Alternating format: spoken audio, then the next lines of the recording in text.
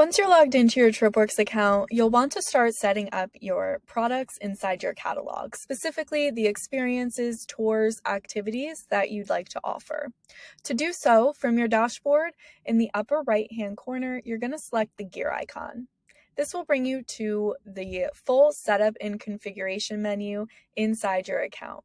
From here, on the second block under Activity Catalog, you can select the first option.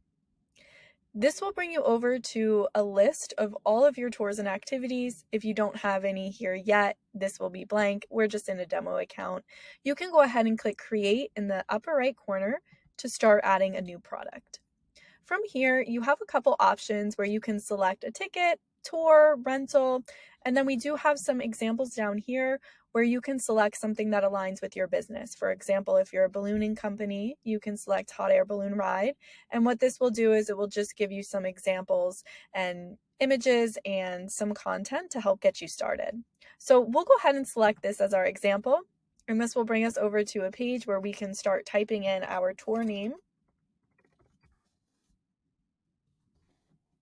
and adding in some detail. As you can see on the right-hand side, I start typing over here. It's giving me a preview of everything so that I can see what my booking widget would look like. The overview text is just a simple text to display on your booking widget. This can be come have fun with us, enjoy the ride, enjoy a morning sunset balloon ride, things like that. The departure point is just where the tour is departing from. You can also add a longer description. This is usually what to expect during the flight and maybe what to bring or what not to bring, but you can make this description a little bit longer. And then lastly, at the bottom here, you can select the duration of the trip.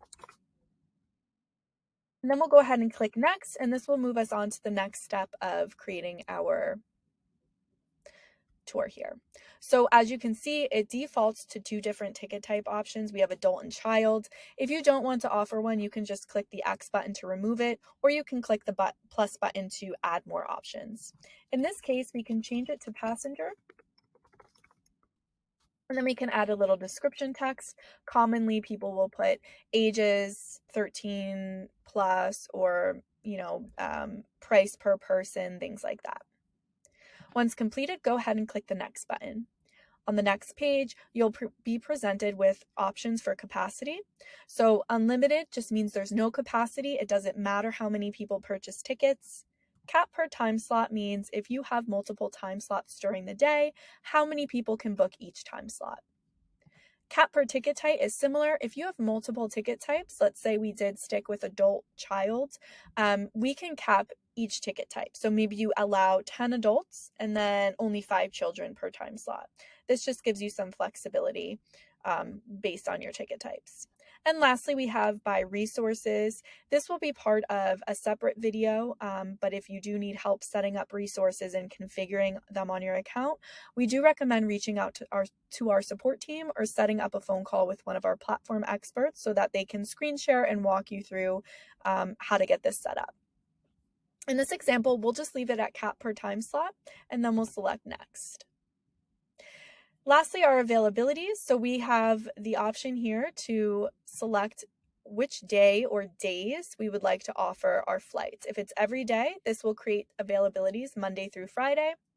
If it's a single day, we can choose one date to create availabilities on, or maybe it's during certain days of the week.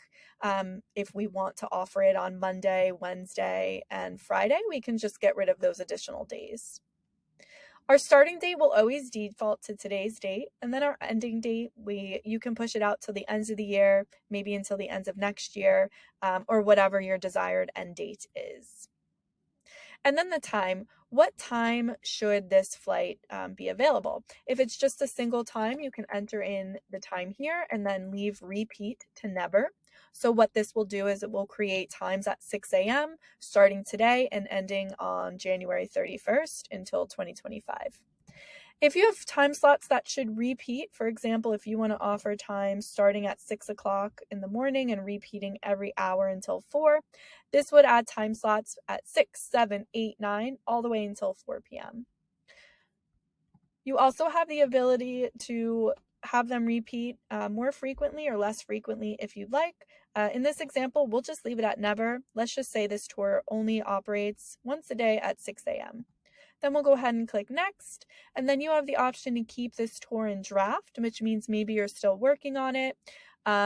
You can keep this as a private option, which means that you as a logged in team member can book the experience, but customers can't see or book it online through your booking widget. Or we can set it to live, which means everybody can book the experience. And then you'll click finish, and then it will confirm that you're all set and your experience was created. So we can close, and then now we can see our experience here, balloon tour morning. So if we click into that, we can be presented with a very similar editor to what we were just seeing. The only difference is the options are here on the left side. There's a little more options to go in and edit, but the descriptions we've added, if there's any policies that we need to add, we can add all of that here. If you have any questions on this, don't hesitate to reach out to our support team. We're happy to help, but you're essentially going to repeat that same process for all of your activities that needed to be added to your account. Thank you.